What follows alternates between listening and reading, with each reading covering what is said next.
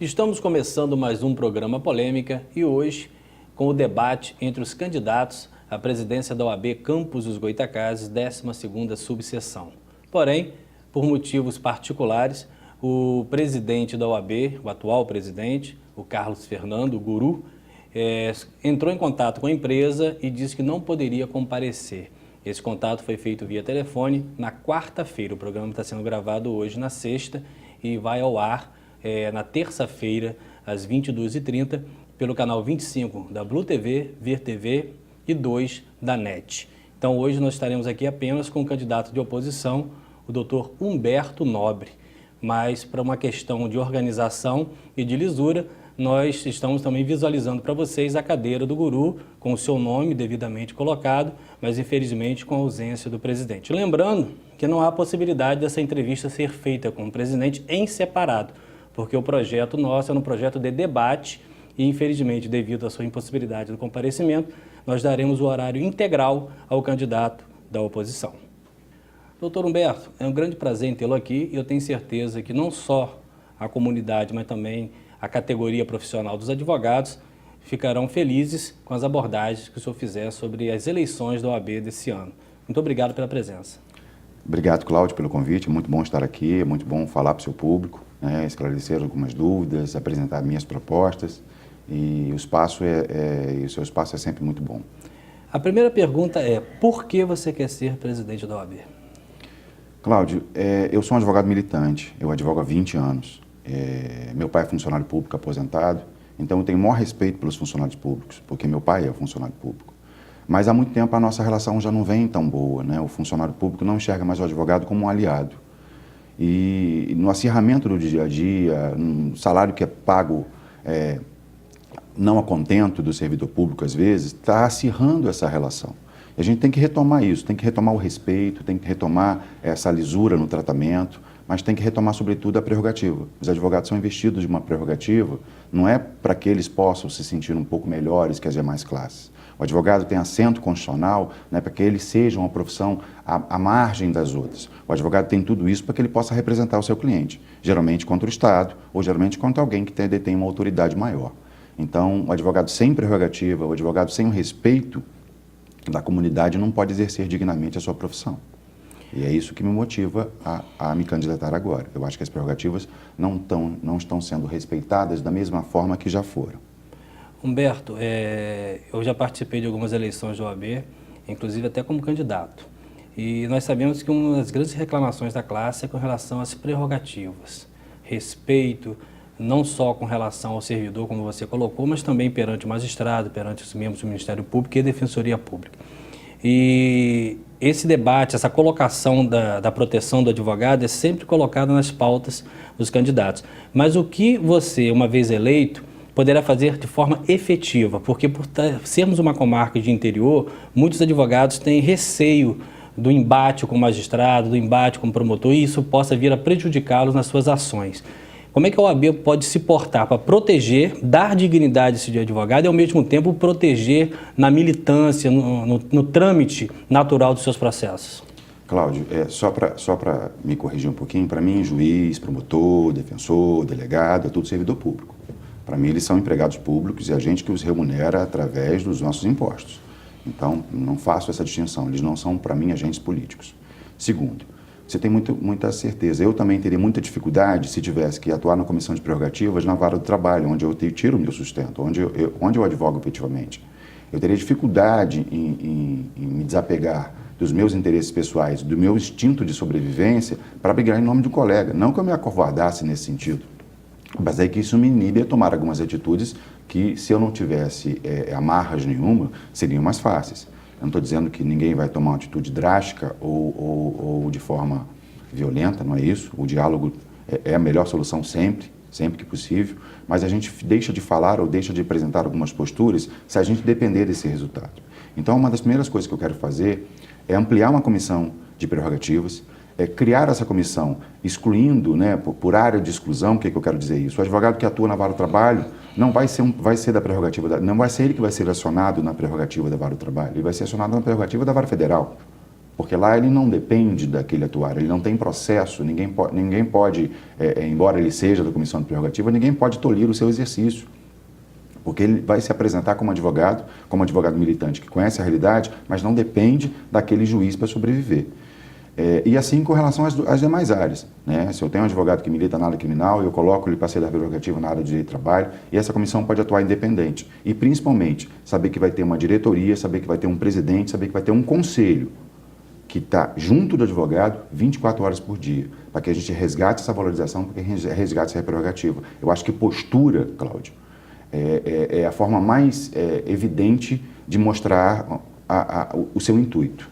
Né? A postura, a forma como você se colocar, é a forma mais evidente de você demonstrar que você vai agir. E eu não vou me furtar isso não. Se precisar, eu não vou me furtar isso não. Nós sabemos que a cada dia que passa, a cada ano que passa, a quantidade de novos bacharéis são colocados no mercado de trabalho. E isso é positivo por um lado, porque nós estamos assistindo os jovens alcançando o 3º grau, alcançando uma profissão, mas isso também faz com que o mercado também seja disputado. Nós sabemos que a OAB ela tem uma OAB jovem que, de repente, ela não trabalha somente com a parte de evento, deveria trabalhar também um pouco mais no trato com o advogado jovem. Nós temos os escritórios modelos. O que você pretende fazer uma vez eleito para que esse advogado novo, ainda cheio de dúvidas, cheio de incertezas, possa se manter na profissão como advogado, tendo um amparo inicial da ordem? A ordem já conta com a estrutura que a gente não pode negar, que são os escritórios compartilhados, a ESA fornece alguns cursos telepresenciais, então você tem uma estrutura que acho eu que seja muito subutilizada. Realmente, quando o advogado ingressa na profissão, ele tem, não é só dúvida, não, você começou, e eu comecei assim também, sozinho, com escritório único, né, sem ser empregado de nenhum outro, abrindo aquela portinha e esperando ver o que ia acontecer, correr atrás, eu comecei assim. Só que demora muito justiça. O resultado do processo, o resultado do seu trabalho demora muito a chegar. Então, às vezes, você não tem como custear o seu escritório durante um tempo. E muito menos ter acesso a tipos de conhecimento que são indispensáveis no dia a dia, mas que não são dados nos bancos de faculdade porque é um conteúdo técnico. Por exemplo, marketing pessoal, os limites da ética no marketing, na propaganda da OAB, porque muita gente exagera e muita gente não o faz com medo de praticar algum delito ético. E a gente sabe que propaganda e marketing são duas coisas diferentes.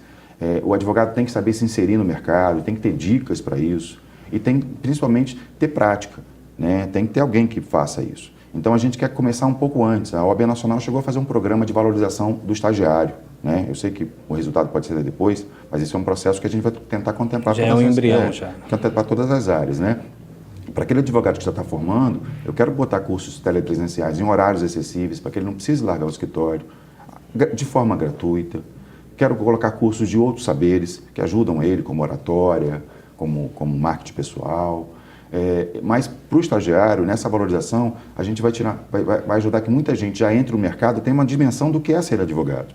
Então a gente está tentando vai tentar auxiliar os escritórios a se credenciarem junto à OAB. Você, como advogado de núcleo durante muito tempo, como advogado universitário, sabe mais ou menos como isso funciona. Todo o seu estágio que você faz no escritório particular vale como estágio supervisionado, como estágio acadêmico, né? As faculdades podem aproveitar mediante convênio. Então a pessoa que quer realmente vivenciar uma atividade de advocacia, para saber se é efetivamente aquilo que ele gosta e para sair daquele escritório ou permanecer nele com a bagagem jurídica muito maior de prática, associando à vida acadêmica, vai ter essa possibilidade através desses convênios. E a OAB tem que auxiliar esses escritórios a fazer essa prestação de conta para que o estagiário também não seja prejudicado quando você tem uma distorção desses fatores. Humberto, outra coisa que os advogados criticam muito é o preço da anuidade da carteira. Não o preço em si, mas o custo-benefício dela. Os serviços que são prestados mediante esse pagamento, para eles é irrisório e às vezes até muito precário. Você, caso seja eleito, o que você pode fazer para que esse advogado volte a ter, de repente, até um prazer em pagar essa anuidade de uma forma mais tranquila, sabendo que ele pode ter uma contraproposta, pode ter um serviço prestado com mais qualidade? Cláudia, efetivamente, para eu querer ser candidato e para eu almejar, efetivamente a gente vai ter que prestar serviço. né? Quem quer ser presidente, quem quer participar da OAB tem que efetivamente prestar serviço. E esse serviço pode ser feito de várias formas. O serviço da atuação profissional, desde a infraestrutura na sala da OAB, né, que a gente sabe que existe, mas ainda não é suficiente, não me contento. Na sala dos advogados da Vara do Trabalho ainda são só apenas 3 computadores e a demanda é muito maior. Então, esses serviços são questão de respeito. E isso valoriza o advogado. A gente tem que ampliar isso. A gente tem que colocar, por exemplo, a gente não tem nas salas da OAB um lugarzinho para receber nossos clientes. A gente não pode receber um dinheiro, a gente não pode pagar, a gente não pode conversar com a pessoa que vai fazer uma audiência, a gente tem que ficar conversando nos bancos dos corredores. Isso não me parece que seja também digno, né? Então a OAB tem que implementar esse tipo de coisa para que o advogado possa exercer a sua profissão com dignidade, conversar com o seu cliente num ambiente que seja propício a essa relação que é de confiança acima de tudo. Mas fora isso, a gente vê gestões de clubes e gestões de outras coisas que fazem serviços maravilhosos. Isso começou nos Estados Unidos com os clubes dos aposentados, ou seja, a pessoa, quando compra uns serviços em forma conjunta, tem muito mais poder de barganha. A OAB também pode interceder isso, porque a gente tinha livro com preço mais barato, não temos mais. A gente tinha uma drogaria com preço mais barato, não temos mais. Setor odontológico também. Também a própria CAARD prestava mais serviço do que presta hoje, ou seja, a anuidade continua crescendo, o valor da anuidade, o valor é percebido, né, porque a gente não, é demasiadamente grande com relação ao serviço que ela presta. E a OAB pode fazer isso, a gente pode brigar para que a OAB faça. Mesmo que a responsabilidade seja um primeiro momento da seccional, a OAB subseccional pode prestar vários serviços, pode permitir que através de convênios com farmácias e com outras coisas, pode permitir o advogado acesso a um produto com custo diferenciado. A comarca de Campos, eu não tenho dados específicos aqui, mas não deve estar entre as 6 maiores em termos de advogados filiados, eu não sei. Está entre as 3 maiores. As 3 maiores? Nós temos quase 4 mil, mais ou menos? Um pouco mais de então. Eu também não tenho esses dados muito precisos. Essa relação, caso você seja eleito, essa relação com a presidência estadual, como é que ela precisa ser feita para que nós tenhamos um olhar para cá também estadual, porque nós sabemos que a OAB daqui, financeiramente, ela recebe, mas são repasses, né? Ela não gera, né, um dinheiro próprio, né? E como é que faz para que tenha essa relação e que possa realmente, efetivamente, trazer coisas para cá, esse trabalho conjunto? Como é que ele precisa ser feito caso, por exemplo, você seja um presidente da seccional e o presidente estadual não seja um presidente que você apoiou? Cláudio, eu não sou chapa de oposição, nem ao outro candidato, nem a quem quer que seja. Eu sou uma chapa de proposição. O que eu quero apresentar é proposta. O que eu quero pedir, caso eleito seja, o que eu quero pedir para Campos não é para minha vaidade pessoal, não é para o meu interesse pessoal, é para o advogado. Eu acredito que quem eleito seja lá também, que tem essa mesma proposta. Eu não tenho problema nenhum em conversar, eu não tenho problema nenhum em debater, eu não tenho nenhum em pedir algo que eu acho justo. E se eleito for, vou fazer isso. Vou ao Rio de Janeiro, vou negociar, vou conversar. Devem ser pessoas que, assim como eu, né, pregam e exercem o seu dia a dia num sentido de valorizar a advocacia. E se eles valorizarem a advocacia, eu não tenho dificuldade nenhuma em me aliar a eles de uma forma gestacional. Doutor Humberto, nós vivemos uma crise ética e moral muito grande no país. Há uma necessidade de reformulações, das pessoas serem identificadas com mais qualidade, com mais profissionalismo, com mais respeito. E a categoria do advogado, com certeza, até por previsão constitucional, é uma daquelas que serve como uma ponte entre os anseios da sociedade e o próprio judiciário.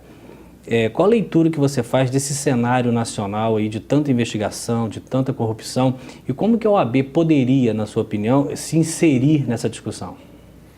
A gente tem uma noção, primeiro, que a Ordem dos Advogados do Brasil é esse organismo que é só no Brasil, né? A Ordem dos Advogados é um organismo internacional. A Ordem dos Advogados da Tunísia acabou de ganhar um prêmio Nobel da Paz, junto com outros 3, pela reconstrução democrática de um país inteiro. Então, os advogados têm essa importância desde o tempo que eles eram chamados de, né, advogado, aquele que é chamado em socorro. Então, a figura do advogado é mundial e o papel que a OAB presta é mundial. A gente tem essa noção porque a gente praticamente conhece a história da OAB num cenário de redemocratização do país. Foi criada por um decreto quase em segredo, né, uma inserção de um parágrafo que passou desapercebido e a Ordem dos Advogados foi criada, porque anteriormente foi o IAB, Instituto de Advogados do Brasil. E a OAB esteve sempre ao lado das instituições democráticas, num período de exceção, né, no período de domínio do regime militar, a OAB se manteve do lado dessa busca da democracia. E no Brasil ela toma essa importância. É por isso que muita gente reconhece na OAB, a Constituição reconheceu na OAB esse organismo democrático, de inserção na sociedade, de participação da vida pública. Você acha que ela perdeu um pouco essa característica ao longo dos anos democráticos? Eu acho que em alguns lugares sim, né? Algumas gestões sim.